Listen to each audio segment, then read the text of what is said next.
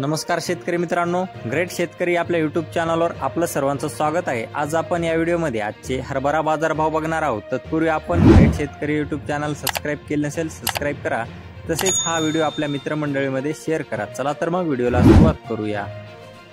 बघा शेतकरी मित्रांनो, कृषी उत्पन्न बाजार समिती चिखली या ठिकाणी अवकालेली 54 क्विंटल, जास्तीत जास्त दर आहे 6450 रुपये क्विंटल, सर्वसाधारण दर आहे 6125 रुपये क्विंटल, जात आहे चापा हरभरा।